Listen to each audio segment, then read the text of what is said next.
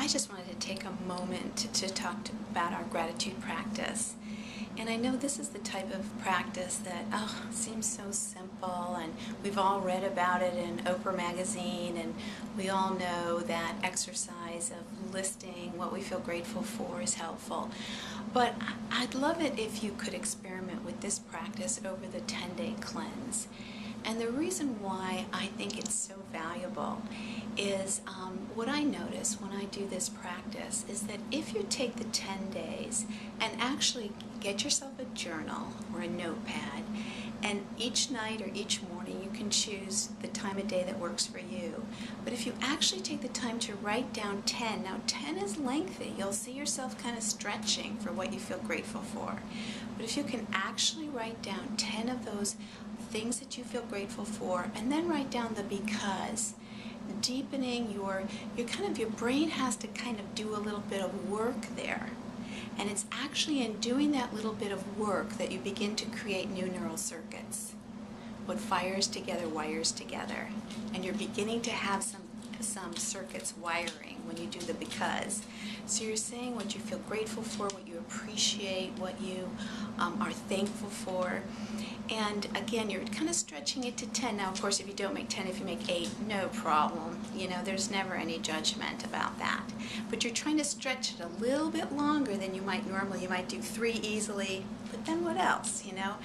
And it can be very simple things. It could be the global things, my home, my spouse, my pet, my kids, you know, things like that.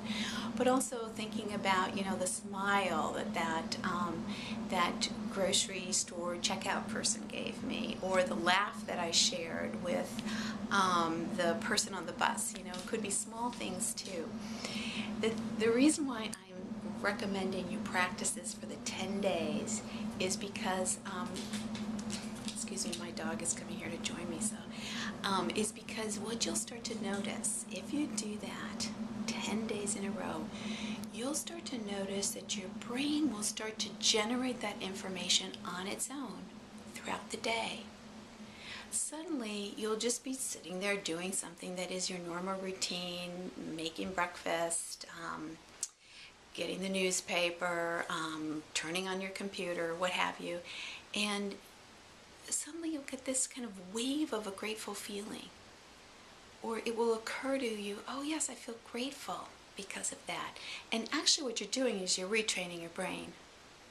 Our brain has that negativity bias, and it's based on evolution, and it's been very helpful because we really need to know what to be afraid of in order to survive, and we really need to know what's upsetting to us in order to set boundaries, in order to be strong and have our power. The negative, aversive feelings are more important for our evolution, so that's that negativity bias.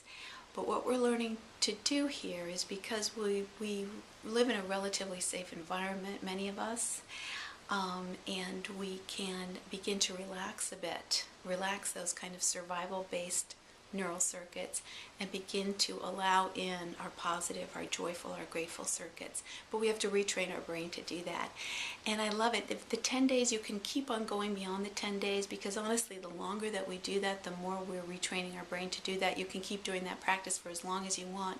And just test yourself. See if you start to notice how your brain starts generating that information on its own. You know, without your conscious awareness, it just starts to come up for you throughout your day.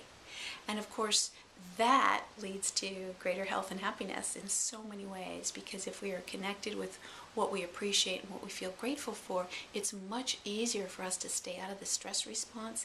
It's much easier for us to